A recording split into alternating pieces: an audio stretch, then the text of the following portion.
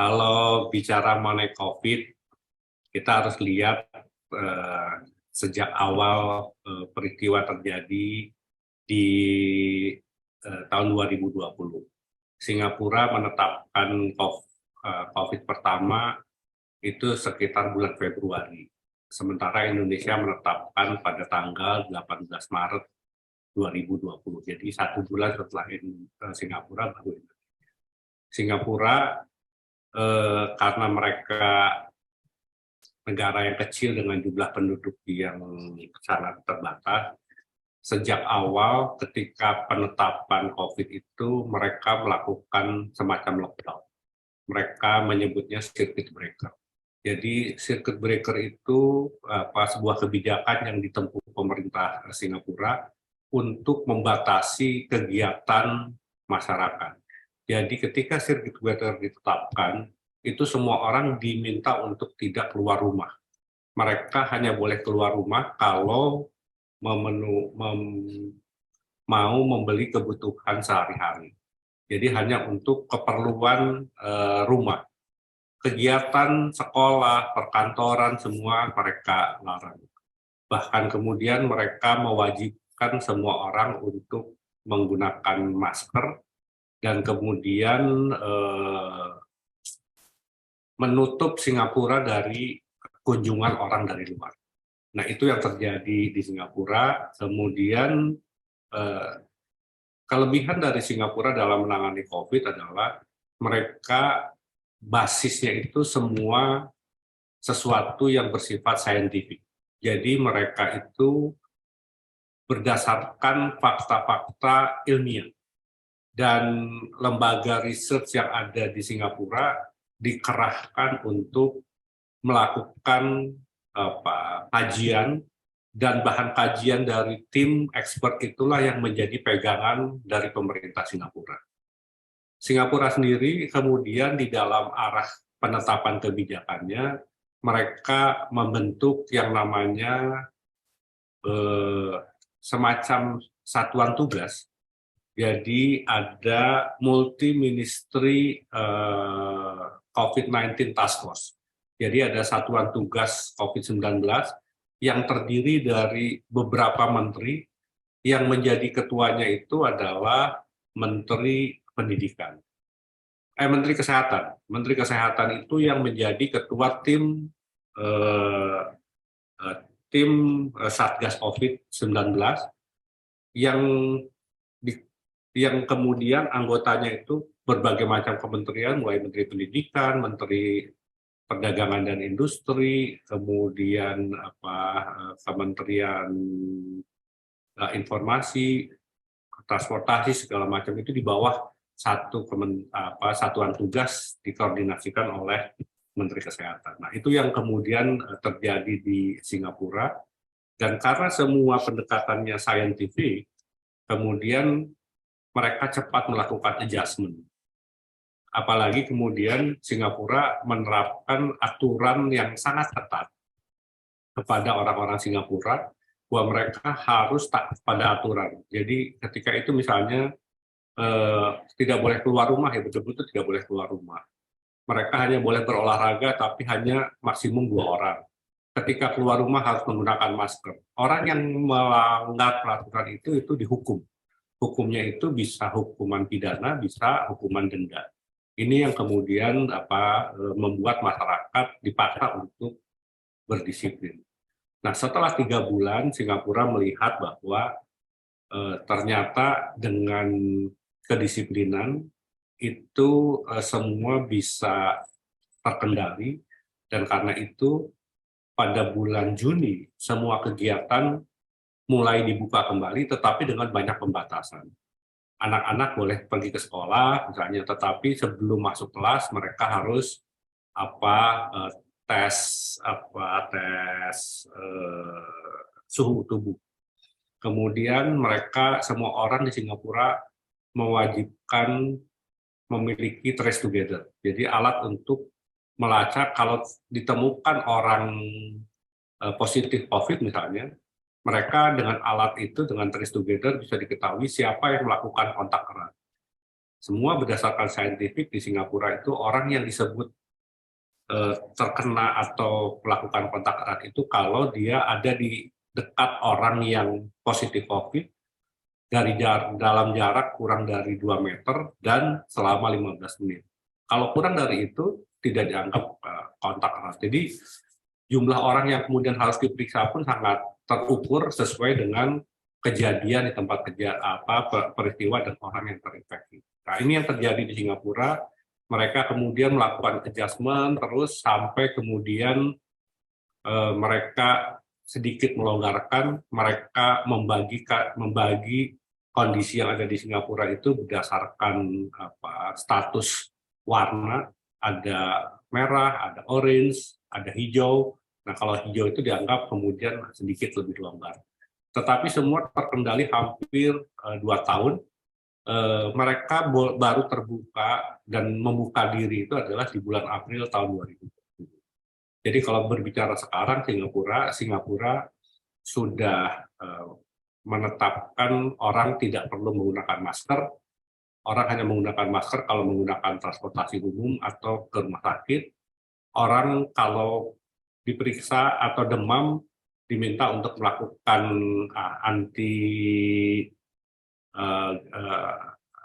rapid test, ya kan, antigen rapid test, periksa sendiri di rumah. Orang diminta untuk tinggal di dalam rumah selama 7 hari. Sesudah 7 hari, walaupun tesnya positif, dianggap sudah tidak menulari lagi dan boleh melakukan kegiatan. Kedisiplinan selama 2 tahun itu yang membuat pemerintah Singapura berani, apalagi kemudian tingkat vaksinasi di Singapura itu sudah hampir 95%. Jadi hampir semua orang sudah divaksinasi. Karena itu kalau melihat angka kasusnya, kasus kematian di Singapura itu hanya 0,0 sekian persen, kecil sekali. Kasus penularan juga sangat kecil. Sekarang misalnya setelah China membuka diri, banyak negara khawatir melakukan pemeriksaan dan meminta tes PCR kepada orang yang baru datang dari China. Singapura sendiri kemarin tidak menerapkan peraturan yang terlalu ketat. Mereka sepanjang orang itu tidak menunjukkan gejala demam atau kemudian tidak seperti flu, maka orang itu diperbolehkan masuk ke Singapura. Jadi itu kondisi yang ada di Singapura sekarang boleh dikatakan sudah relatif normal, tetapi pelajaran dari 2 tahun itu masyarakat Singapura akhirnya membangun disiplin sendiri. Walaupun tidak wajib menggunakan masker, banyak orang tetap menggunakan masker karena khawatir tertular. Dan ketika orang itu merasa flu, ada gejala flu, orang otomatis memeriksa dirinya sendiri dan kemudian disiplin untuk masuk, kalau positif masuk ke dalam kamar, istirahat di kamar sampai 7 hari, baru kemudian boleh berkegiatan kembali.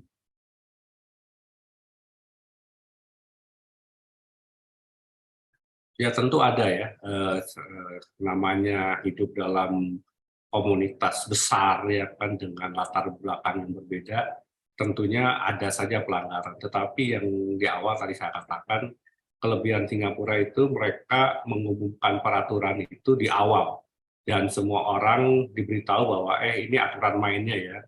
Nah, kalau Anda melakukan pelanggaran, maka Anda akan dikenakan sanksi. Nah, untuk membuat peraturan itu bisa berjalan, ada relawan, ya. Mereka menyebutnya ambasador COVID-19.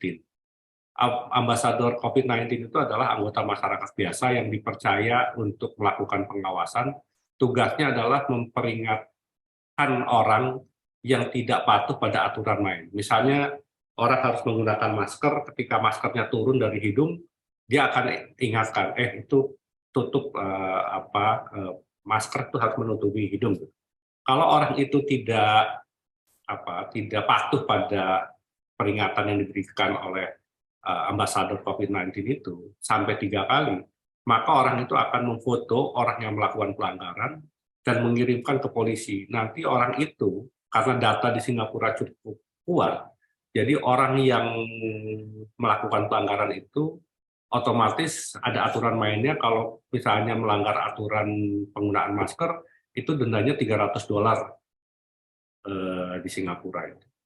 Kalau mereka melakukan pelanggaran membentuk kerumunan, misalnya di Singapura aturannya pernah orang hanya boleh pergi berdua, kemudian naik menjadi 5 orang, pernah kemudian naik menjadi 8 orang, tapi kemudian ketika kasusnya meningkat mereka balik lagi menjadi 5 orang.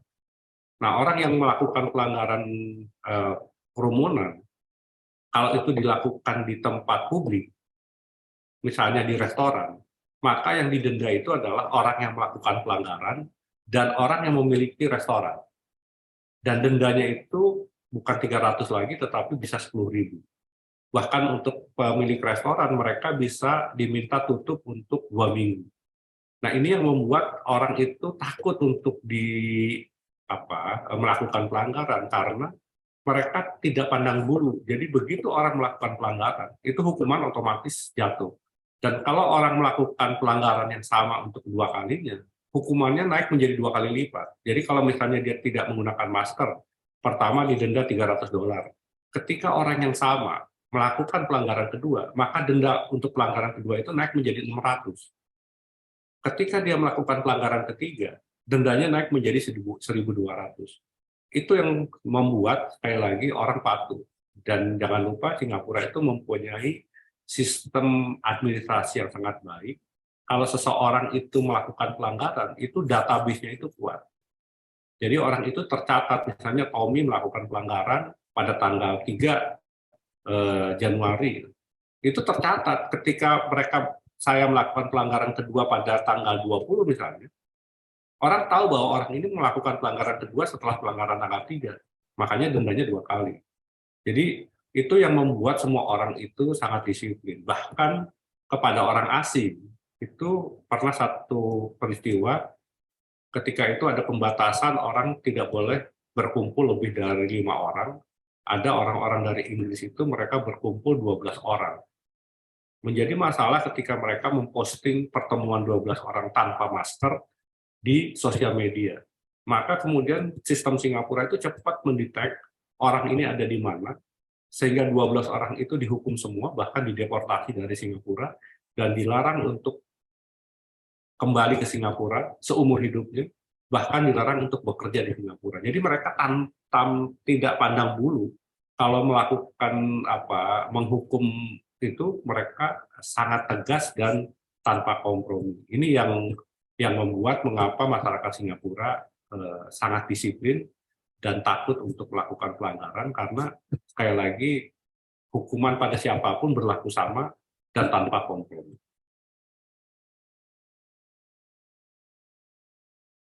Nomor satu yang tadi saya katakan, Singapura, bagi Singapura ini membangunkan kesadaran bahwa COVID itu membutuhkan kebersamaan. Dan untuk saling menjaga, semua harus komit kepada disiplin diri. Jadi yang tadi saya katakan, di Singapura orang itu kalau dia sekarang flu, dia otomatis akan memeriksakan diri, ART sendiri, periksa sendiri, dan kalau dia positif dia akan mengurung dirinya di rumah sendiri.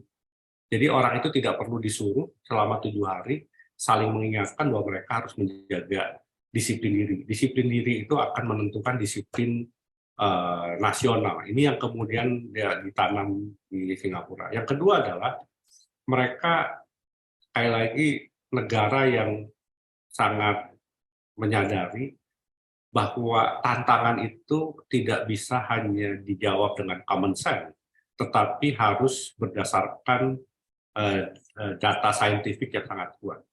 Karena itu research and development untuk device, untuk peralatan, untuk teknologi kesehatan, untuk obat, untuk sistem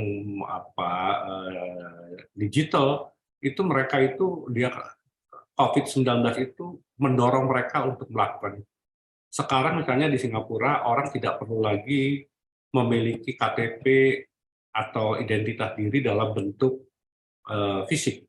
Sekarang mereka membangun apps namanya Sing Apps, itu Singapura Apps itu semua data dari semua warga itu ada di apps itu. Jadi orang tinggal menunjukkan apps itu sudah ketahuan SIM-nya nomor berapa, kemudian kartu penduduknya nomor berapa, dia punya apa data mengenai vaksinasi kapan saja, di mana tempatnya, pernah berapa kali positif, kemudian bahkan berapa tabungannya di bank, kemudian berapa pinjamannya, itu datanya lengkap di satu alat. Ini yang menurut saya sesuatu yang sangat penting. Yang lain adalah eh, sejak awal disadari tidak pernah akan ada negara yang aman dari COVID kalau tidak semua negara terbebas dari COVID. Nah, Singapura menyadari bahwa mereka tidak bisa selamat sendiri. Karena itu mereka harus bersama-sama Malaysia, Singapura juga sama-sama menjaga COVID. Nah, kerjasama internasional itu mereka bangun, dan Singapura selama COVID, mereka juga banyak memberikan bantuan untuk Indonesia dan Malaysia dan negara lain yang membutuhkan. Tujuannya adalah bagaimana memperkuat sistem kesehatan yang ada di seluruh dunia. Karena sekali lagi, kalau Indonesia masih banyak COVID, maka itu akan menjadi ancaman untuk Singapura. Singapura hanya akan bisa aman kalau Indonesia aman. Dan supaya Indonesia aman, maka harus ada kerjasama internasional. Ini yang kemudian terbangun. Dari Indonesia sendiri, kita juga kemudian sama-sama menyadari bahwa kita perlu melakukan kerjasama internasional, bahkan kemudian tidak perlu malu untuk saling belajar dari negara-negara lain. Karena itu hubungan antara Indonesia dan Singapura setelah COVID justru semakin intens. Bahkan kemudian sekarang kerjasama ekonomi khususnya dalam pengembangan pangan misalnya, Singapura sangat tergantung kepada suplai makanan dari luar negeri. Mereka sekarang intens untuk melakukan kerjasama dengan Indonesia. Tadinya Singapura tidak menganggap penting untuk melakukan investasi di bidang pertanian di Indonesia misalnya, karena mereka bisa membeli dari tempat lain. Tapi sekarang mereka menyadari tidak bisa tergantung hanya pada satu negara, bahwa mereka membutuhkan kerjasama dengan banyak negara. Bagi Indonesia ini adalah tentunya kesempatan juga. Nah, kerjasama ekonomi Indonesia-Singapura justru semakin meningkat setelah terjadinya COVID. Ini yang sesuatu yang sangat baik. Di bidang pendidikan juga kemudian nanti Pak Satria bisa menambahkan kerjasama pendidikan yang ada di Indonesia dan Singapura, bahkan Merdeka Belajar memungkinkan teman-teman mahasiswa di Indonesia untuk bisa kuliah di Singapura 1-2 semester, dan nilai akademi yang didapat dalam kuliah di luar negeri itu dihitung sebagai SKS yang berlaku di Indonesia. Jadi hal-hal seperti itu yang kemudian sekarang berkembang, termasuk juga kerjasama di bidang riset. Mungkin Pak Satria bisa menambahkan.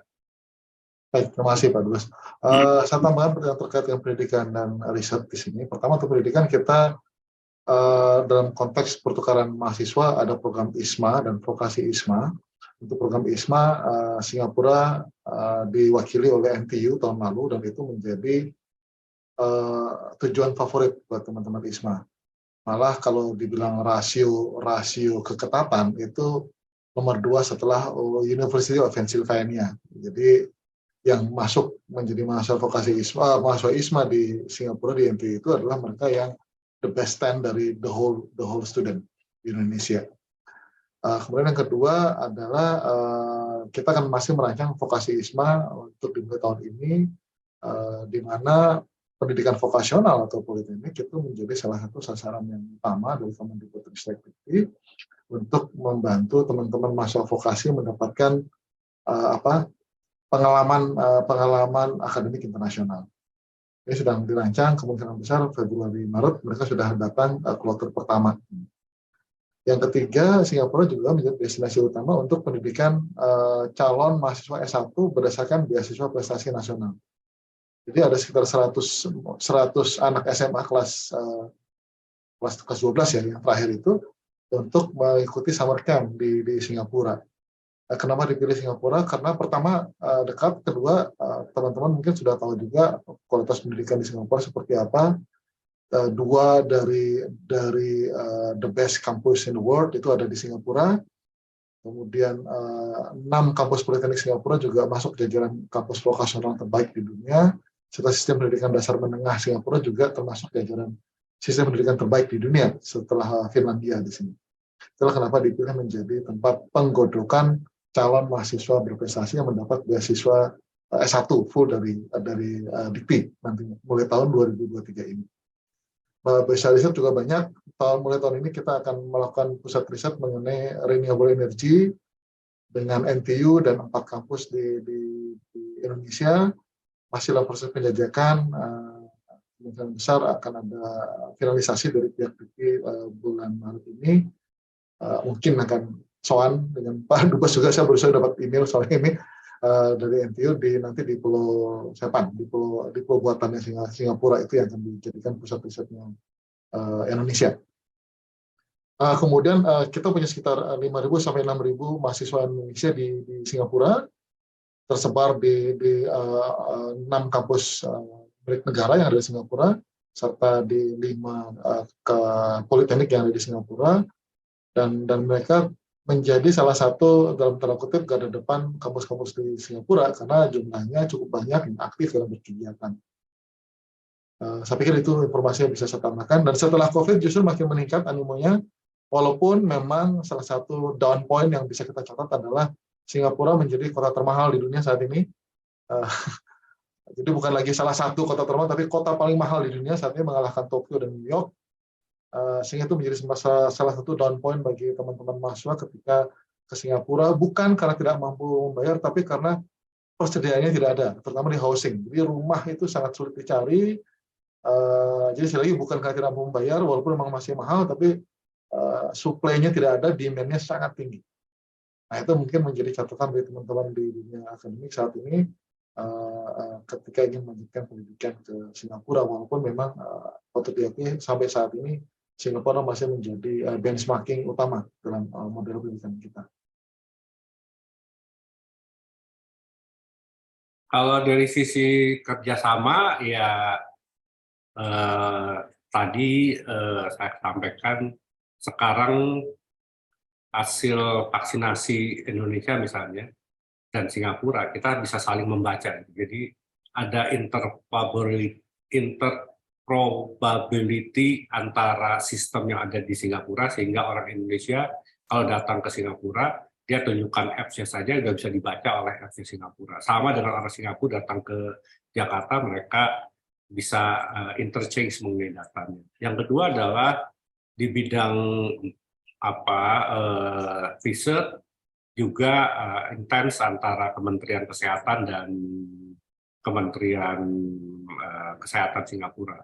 Bahkan kemudian kita membuka kesempatan kepada pengusaha Singapura untuk membuka layanan kesehatan, karena kita menyadari setelah COVID, sistem kesehatan kita tidak cukup tangguh, jumlah rumah sakit terbatas, jumlah dokter terbatas, sehingga kemudian sekarang sudah mulai ada kebijakan diperbolehkan investasi asing untuk masuk di bidang kesehatan. Yang lain adalah kerjasama untuk yang tadi saya katakan, bantuan obat-obatan, kemudian peralatan. Kemarin misalnya ada kasus non-COVID, ya, ada bayi yang mengalami gagal ginjal karena obat itu.